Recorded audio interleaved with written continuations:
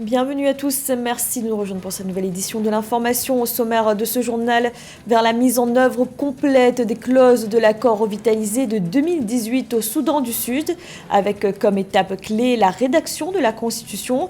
Les parties à l'accord de paix vont être appelées à nommer des membres du comité chargé de l'élaboration de la loi fondamentale.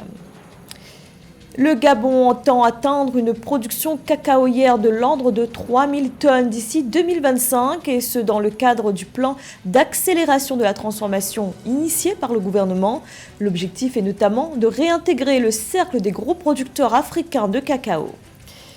Et le Maroc dispose d'un dossier solide pour prétendre à l'organisation de la Coupe d'Afrique des Nations 2025. Focus en fin de journal sur les atouts de la candidature marocaine. Mais tout d'abord, le président du Libéria, George Weah, a annoncé ce lundi son intention de briguer un second mandat consécutif à la tête du pays.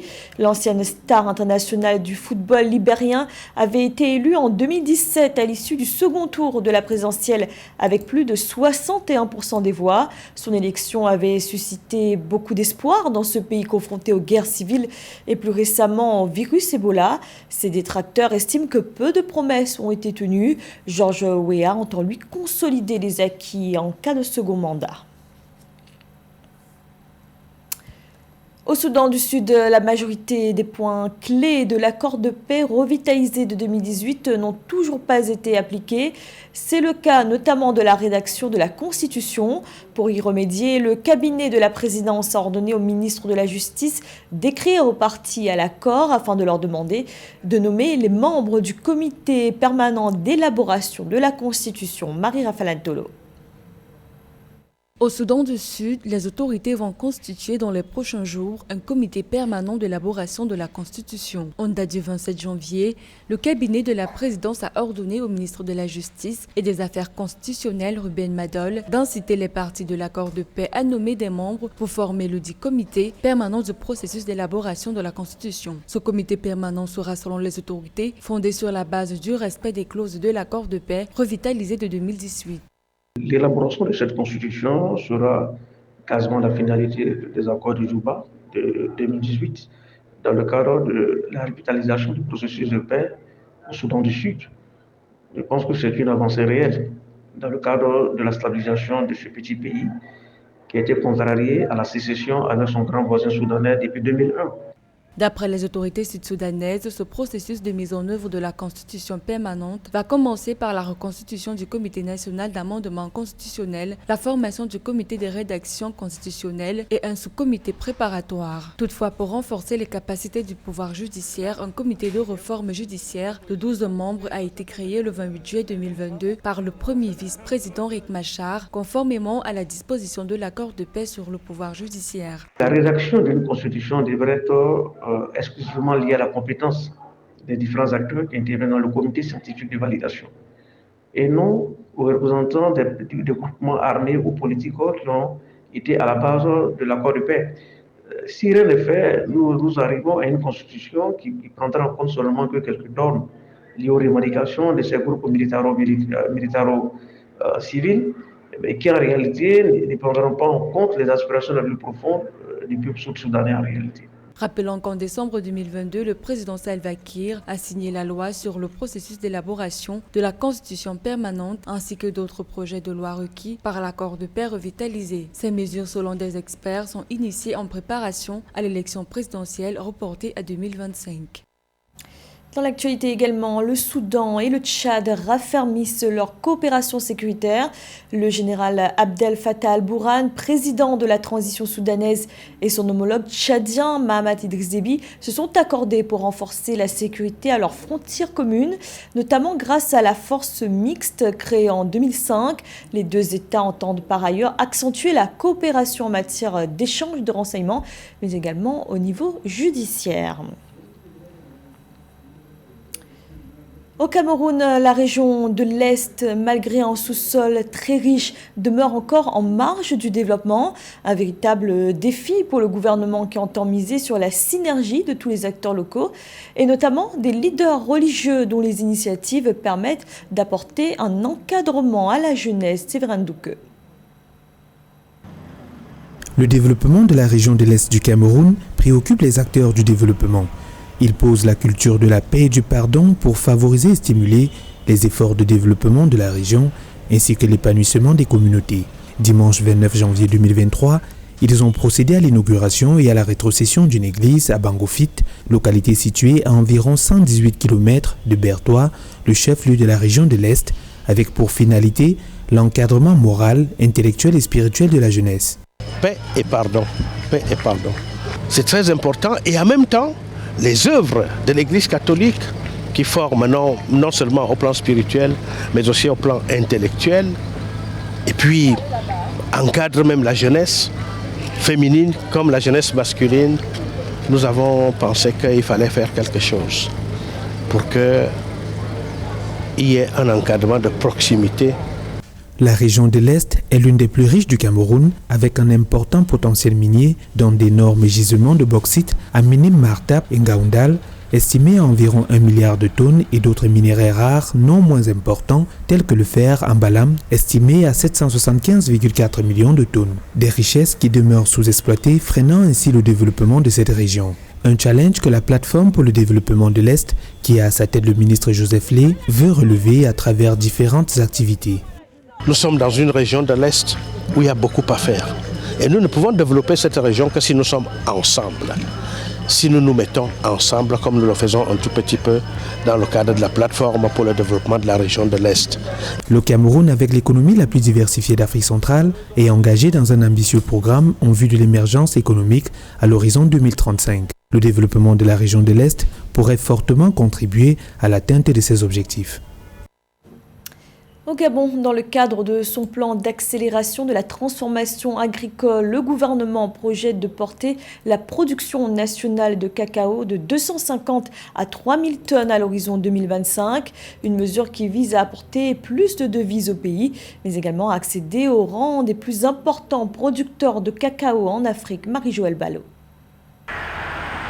Entre 2022 et 2025, les autorités agricoles du Gabon entendent faire passer la production de cacao de 250 à 3000 tonnes. Cette mesure, issue du plan d'accélération de la transformation nationale agricole, veut redonner au Gabon toute sa place dans l'industrie du café et du cacao, pilier du développement économique durable. Il s'agira d'abord de pouvoir mener des campagnes de sensibilisation des acteurs pour emmener les gens déjà à s'intéresser à la culture du cacao ou du café. Donc, en dehors de ça, il va falloir mettre en place un vaste programme de recherche qui visera à adapter ou à trouver les semences nécessaires ou les plants nécessaires qui vont s'adapter au climat du Gabon, qui vont s'adapter au contexte précis du Gabon. La diversification de l'économie gabonaise passe par la relance des filières cacao-café qui figurent parmi les matières premières les plus convoitées. La mise en place il y a 3 ans du projet Jeunes Entrepreneurs Café-Cacao a permis la création de 409 hectares de cacaoyers. L'objectif étant de planter 1000 hectares de cacaoyers d'ici à 2025 pour éviter l'exode rural de 1000 jeunes. Il va falloir mettre en place des programmes d'accompagnement des différents acteurs, pour mettre en place des programmes de mise à disposition des intrants, des programmes de traçabilité de la production.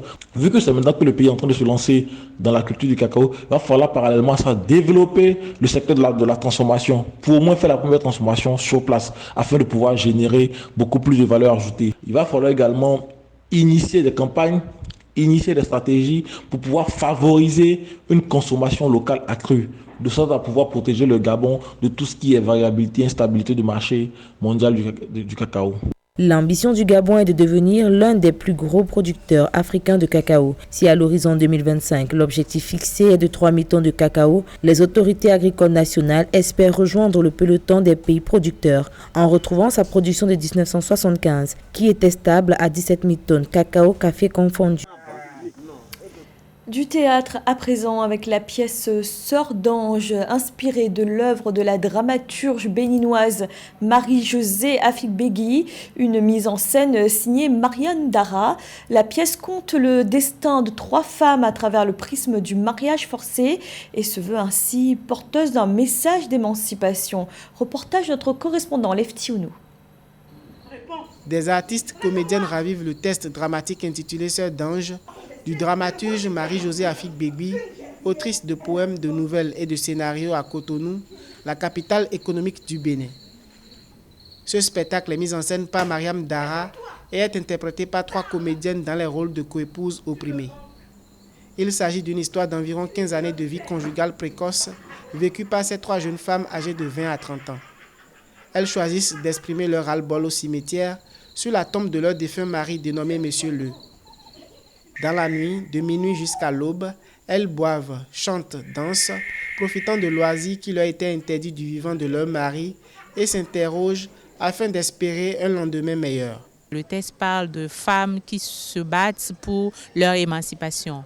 Le texte parle de personnes en situation d'oppression qui essayent de sortir de l'oppression et d'avoir leur liberté. La metteur en scène a essayé d'être fidèle au texte. Il y a quand même beaucoup de nouveautés qui susciteront de continuer l'écriture. La pièce de théâtre Sœur d'Ange aborde aussi la problématique du mariage forcé. Les 3 jeunes coépouses n'existent que pour Monsieur Le, leur mari, car l'enfance de cette dame a été volée. Dans la pièce, Monsieur Le succombe d'un malaise pour défaut de non-assistance de ses femmes. À travers un décor et une atmosphère glauque au cimetière, elles brisent la barrière afin d'essayer d'enterrer cette vie néfaste dans laquelle elles ont vécu. La metteuse en scène et les comédiennes ont donné vie à l'espace scénique du dramaturge. Notre devoir en tant qu'artiste, de rappeler à la communauté que le droit des femmes est en chute libre. Il ne revient pas seulement aux femmes de se battre pour le droit des femmes. C'est aussi la responsabilité des hommes.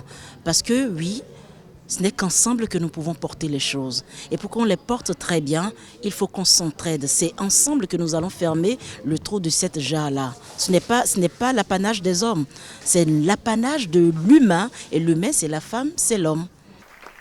La metteuse en scène Mariam Dara et son équipe prévoient pour le premier trimestre de l'année 2023 4 dates dans le cadre d'une mini-tournée pour révéler la création Sœur d'Ange au public dans les grandes villes du pays en février puis en mars 2023 à Lomé au Togo. Ils ambitionnent de jouer cette représentation dans les lycées et collèges et les espaces d'écoute afin de toucher plusieurs publics. En 2025 se tiendra la 35e édition de la Coupe d'Afrique des Nations. L'heure est au choix du pays organisateur. Si 5 pays sortent du lot, un pays fait figure de favori, il s'agit du Maroc. 4e de la Coupe du Monde de football 2022, le Royaume bénéficie d'infrastructures sportives et touristiques de premier plan qui lui ont permis d'organiser le CHAN 2018, la CAN féminine 2022, 2 éditions de la Coupe du Monde des clubs et d'être retenu parmi les candidats pour l'organisation de la Coupe du Monde 2026. Marie-Joëlle Ballot. Initialement prévu le 10 février 2023, la Confédération africaine de football, dans un communiqué, annonce le report de la cérémonie de présentation du pays hôte de la CAN 2025 qui va regrouper 24 équipes. 5 pays sont en lice, l'Algérie, l'Afrique du Sud, le duo Nigeria-Bénin, la Zambie et le Maroc.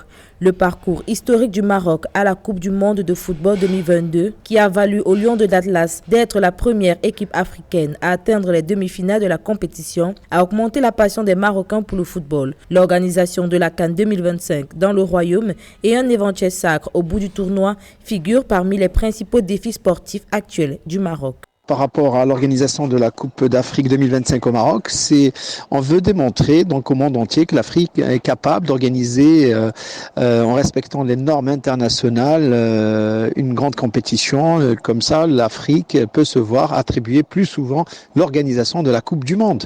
En plus du parcours historique des Lions de l'Atlas à la Coupe du Monde Qatar 2022, ce qui pourrait avantager le Maroc dans l'organisation de la CAN 2025, c'est la disponibilité des infrastructures de qualité, la stabilité politique et le couvert sécuritaire. Le Maroc a déjà organisé le CHAN 2018, la CAN féminine 2022 et comme en 2013 et 2014, il sera l'hôte du 1er au 11 février 2023 de la Coupe du Monde des clubs de la FIFA. Le football marocain, depuis ces 4 dernières années, même durant le Covid, je dirais les équipes nationales du football issues du championnat, donc la Botola qui est la meilleure Botola africaine, et ça c'est selon la CAF et la FIFA. Les équipes, le WAC ou Berkane, ils ont gagné la Champions League, la CAF, la Supercoupe se déroule ici. L'équipe féminine du Maroc est arrivée en finale. Donc je dirais, est venu cristalliser une dynamique qui a démarré depuis une dizaine d'années et dont on commence à récolter les fruits. Le Royaume du Maroc possède l'une des meilleures offres touristiques du continent africain avec des infrastructures de premier plan et des terrains de football répondant aux standards internationaux. En plus, il est le pays africain qui remplit le cahier de charges de la FIFA pour l'organisation de la Coupe du Monde 2026 à 48 équipes et par ricochet regroupe tous les critères d'une organisation de la CAN 2025 à 24 équipes.